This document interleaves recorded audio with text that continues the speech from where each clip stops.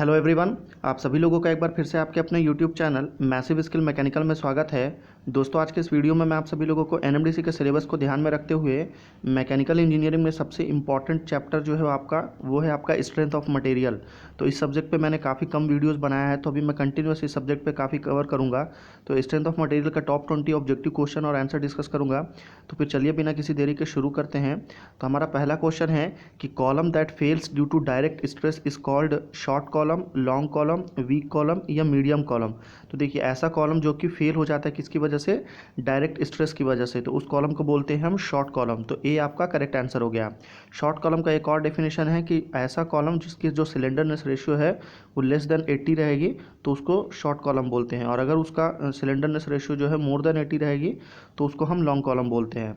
अगले क्वेश्चन में चलते हैं हम। क्वेश्चन नंबर 2 है कि a beam encastred at both the end that is called simply supported beam, fixed beam, cantilever beam या कंटिन्यूअस बीम। तो ऐसा बीम जो कि दोनों साइड से बोथ द एंड जो है एनकास्टेड रहेगा। एनकास्टेड का मतलब होता है कि जिसका दोनों एंड फिक्स रहेगा। एनकास्टेड का मतलब ही होता है दोनों एंड फिक्स रहेगा। जैसे इसका देखिए, ध्यान से देखेंगे तो इधर भी एंड फिक्स है, इधर भी एंड फिक्स है। तो उस केस में इस तरह के बीम को क्या बोलते हैं? तो वो होता है फिक्स बीम, यानी कि इस बीम को दोनों तरफ से फिक्स कर दिया गया है, वो अब कहीं भी मूव नहीं हो सकता है। अगले क्वेश्चन में चलते हैं हम। क्वेश्चन नंबर 3 है कि द स्ट्रेंथ ऑफ अनरिवेटेड और सॉलिड प्लेट पर pitch length is D T delta C. यहाँ पे डायमीटर है, ये थिकनेस है और ये आपका स्ट्रेस है। P T delta T, P minus D T delta T, ये पाई/2 into D square into T. तो इसका जो स्ट्रेंथ होता है अनरिवेटेड सॉलिड प्लेट का, वो पर पिच जो अगर आप लेंथ के फॉर्म में निकालेंगे तो वो P into T into delta T, यानी कि B आपका करेक्ट आंसर हो गया। ये आपको याद करना पड़ेगा, इसके लिए कुछ ऑप्शन नहीं है। ये देखिए, क्वेश्चन नंबर 4 है। इस तरह के क्वेश्चन स्ट्रेंथ ऑफ मटेरियल का क्वेश्चन जो है एग्जाम में बहुत ज़्यादा आता है कि the maximum shear stress in a thin cylindrical shell subjected to internal pressure P is PD/T, PD/2T, PD/4T या PD/8T। यहाँ पे ये जो P है आपका प्रेशर है, D आपका डायमीटर है और T आपका थिकनेस है। तो ये जो रहता है वो क्या रहेगा? तो वो रहेगा आपका PD/8T। तो D आपका करेक्ट आंसर हो गया। क्वेश्चन नंबर 5 है, काफ़ी इंपॉर्टेंट क्वेश्चन है, मेरे वीडियो का सबसे इंपॉर्टेंट और सबसे सिंपल क्वेश्चन भी है कि यंग मॉडुलस में be define as the ratio of linear stress to lateral strain to linear stress to linear strain या shear stress to shear strain. तो देखिए, बेसिकली आपका जो यंग मॉडुलस होता है वो क्या होता है? तो यंग मॉडुलस आपका linear stress to linear strain होता है। तो सी आपका करेक्ट आंसर हो गया।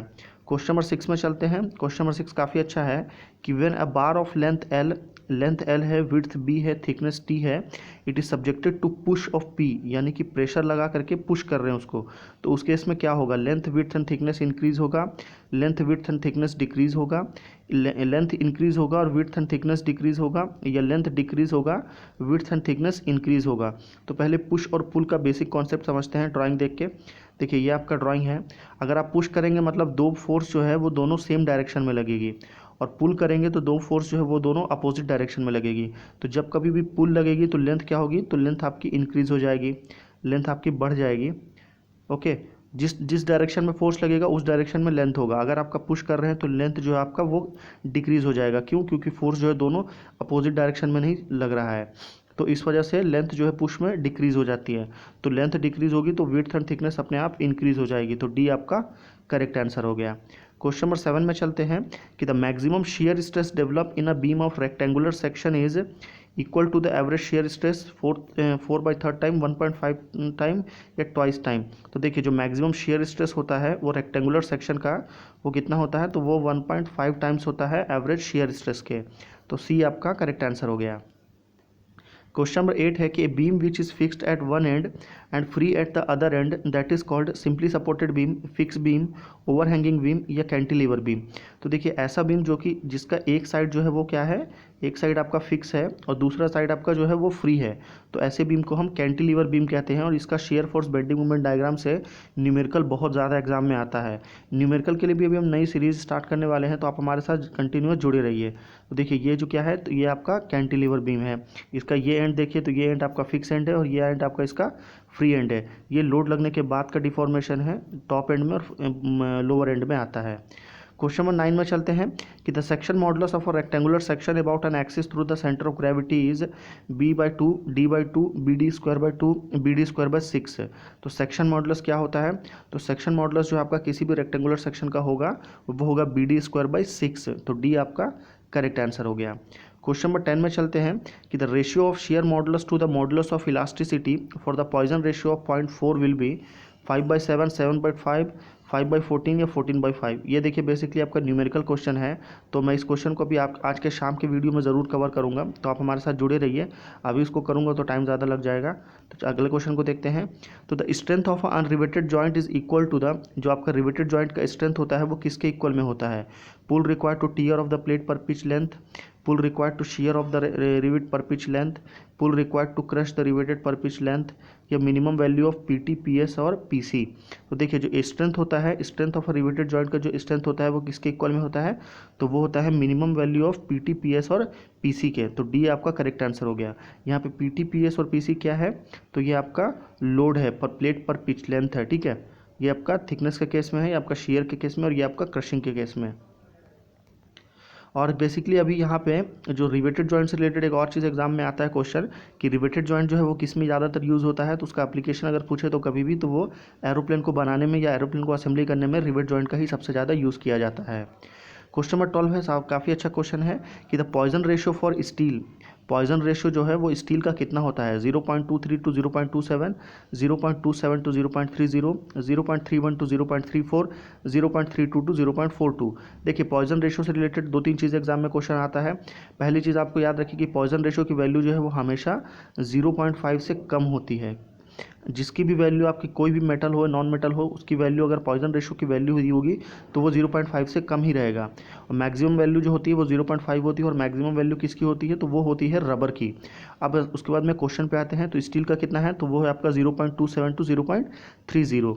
अभी स्टील के अलावा एक और चीज़ आता है एग्जाम में, वो आता है आपका कास्ट आयरन। तो कास्ट आयरन का है आपका 0.23 टू 0.27। क्वेश्चन नंबर 13 है कि when a change in length take place the strain is known as linear strain, lateral strain, volumetric strain या शेयर स्ट्रेन। तो देखिए ऐसा change in length take place when कुछ चेंज इन लेंथ, अगर जो आपका लेंथ का जो चेंज होता है अगर वो हो रहा है तो वो कौन सा स्ट्रेन है? देखिए यहाँ पे डायरेक्शन की बात नहीं किया गया है। अगर यहाँ पे क्लियर बोलता है कि in the direction of the motion, तो that means it is linear strain, और अगर अपोजिट बोलता तो वो होता आपका लेटरल स्ट्रेन। पर यहाँ पे अपोजिट नहीं बोला है तो हम इसको लीनियर स्ट्रेन ही मानेंगे, क्योंकि यहाँ पे 2 स्ट्रेन दिया है। वॉल्यूमेट्रिक स्ट्रेन तभी होता है जब यहाँ पे वॉल्यूम का डिस्कशन होता है, यहाँ पे वॉल्यूम का कहीं पे डिस्कशन नहीं है तो वॉल्यूमेट्रिक स्ट्रेन नहीं होगा। शेयर का भी डिस्कशन नहीं है तो आपका शेयर स्ट्रेन भी नहीं होगा। तो लेटरल स्ट्रेन तब होता है जबकि चेंज इन लेंथ जो है आपका वो अपोजिट डायरेक्शन में हो। अगर ये अपोजिट में नहीं है मतलब ये हम इसको मानेंगे कि ये स्ट्रेट लाइन में है, इसलिए इसको लीनियर स्ट्रेन मानेंगे। क्वेश्चन नंबर 14 है कि the torsional rigidity of a shaft is given by T/J, T/Q, T/R, T/G। देखिए द टॉर्शनल रिजिडिटी होता है वो बेसिकली आपका जब टॉर्शनल इक्वेशन देखेंगे तो उसमें होता है T/θ। तो बी आपका करेक्ट आंसर हो गया। ये टॉर्शनल रिजिडिटी किसका होता है? तो ये आपका शाफ्ट का होता है। ये क्या है? तो ये आपका बेसिकली एक शाफ्ट का यूनिट है। क्वेश्चन नंबर 15 है कि the unit of strain, strain की यूनिट क्या है? न्यूटन, mm, न्यूटन पर mm या नो यूनिट। देखिए बेसिकली सबसे पहले मैं आपको स्ट्रेन की डेफिनेशन बता देता हूँ। तो स्ट्रेन की डेफिनेशन क्या है? तो change in length, change in length, ठीक है, चेंज इन लेंथ मान लीजिए बटे एक्चुअल लेंथ। तो अगर जो चेंज इन लेंथ रहेगा वो भी अगर आपका mm में है और एक्चुअल लेंथ भी आपका mm में है, तो mm से mm कट जाएगा तो क्या बचेगा? No unit. तो आपका डी करेक्ट आंसर हो गया। अगले क्वेश्चन में चलते हैं। क्वेश्चन नंबर 16 है कि spring use to absorb shock and vibration that is called conical spring, torsion spring, leaf spring या डिस्क स्प्रिंग। तो देखिए ऐसा स्प्रिंग जो कि शॉक्स एंड वाइब्रेशन को एब्जॉर्ब करता है उस तरह के स्प्रिंग को क्या बोलते हैं? तो उस तरह का स्प्रिंग हमारा लीफ स्प्रिंग कहलाता है। तो सी आपका करेक्ट आंसर हो गया। और लीफ स्प्रिंग कहाँ पे यूज़ होता है? तो देखिए आपका सस्पेंशन यूनिट के नीचे में यूज़ होता है। कहाँ पे? ये आपका ट्रक्स में या बस में आपने इस तरह के स्प्रिंग को ज़रूर देखा होगा। अगर आप नीचे साइड से देखेंगे तो इस तरह का स्प्रिंग, ट्रेन के बॉगी में भी इस तरह के स्प्रिंग का काफ़ी ज़्यादा यूज़ किया जाता है। ये बेसिकली आपका वाइब्रेशन जो ऊपर जो बॉडी है उसका शॉक और वाइब्रेशन को एब्जॉर्ब कर लेता है। क्वेश्चन नंबर 17 है कि the shear stress at the centre of a circular shaft under torsion is 0, minimum, maximum या इन्फिनिटी। तो देखिए बेसिकली आपको शियर स्ट्रेस बताना है सर्कुलर शाफ्ट का अंडर टॉर्शन, तो दैट इज़ 0। कैसे होता है ज़ीरो, तो चलिए आपको दिखाता हूँ एक बार बना करके शाफ्ट। मान लीजिए आपके पास में ये एक शाफ्ट है, ठीक है।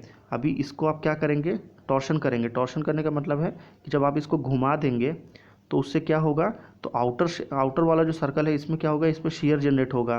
पर जो इसका सेंटर है वो सेंटर में आपका शेयर जनरेट नहीं होगा, सेंटर आपका ज़ीरो रहेगा, इसीलिए आपका सेंटर में टॉर्शन नहीं होता है। अगले क्वेश्चन में चलते हैं। क्वेश्चन नंबर 18 है कि at the neutral axis of a beam the shear stress is zero, minimum, maximum या इन्फिनिटी। तो देखिए न्यूट्रल एक्सिस जो होता है किसी भी इसका न्यूट्रल एक्सिस किसी भी बीम का, वहाँ पे शियर स्ट्रेस हमेशा मैक्सिमम होता है। तो ये आप याद रख लीजिए, तो सी आपका करेक्ट आंसर हो गया। क्वेश्चन नंबर 19 है कि cantilever beam is one which is fixed at both end, fixed at one end free at the other end, supported at the end या supported on more than two support. तो देखिए cantilever beam basically यहाँ पे देख लीजिए क्या है, तो यहाँ पे एक एंड इसका सब फ्री है, एक एंड फ्री है और एक एंड इसका फिक्स है। तो fixed at one end free at the other and, that is called cantilever beam. तो बी आपका हो गया कैंटिलीवर के लिए। और यहाँ पे दिया है फिक्स्ड एट बोथ एंड, मतलब अगर आप इसको दोनों तरफ से फिक्स कर देंगे तो ये क्या हो जाएगा, तो ये फिक्स बीम हो जाएगा। अगर ऐसा दिया है स्ट्रक्चर तो ये आपका फिक्स बीम है। सपोर्टेड एट इट्स एंड, ये अगर एंड में ऐसा सपोर्ट दिया है, ये इस तरह का फिक्स सपोर्ट नहीं दिया है, तो ये आपका ओवर हैंगिंग बीम हो जाएगा। और supported on more than two support, ये आपका ओवर हैंगिंग हो गया। और सपोर्टेड एट इट्स एंड जो है ये भी आपका ओवर हैंगिंग में ही आएगा। क्वेश्चन नंबर 20 है, लास्ट क्वेश्चन है कि the neutral axis of a transverse section of a beam passes through the centre of gravity of the section and it's in the vertical plane, in the horizontal plane, in the same plane in which the beam bend, या at right angle to the plane in which the beam bend. तो चार option है, right answer आप मुझे नीचे comment करके ज़रूर बताइए। अगर आपको इस क्वेश्चन का राइट आंसर पता है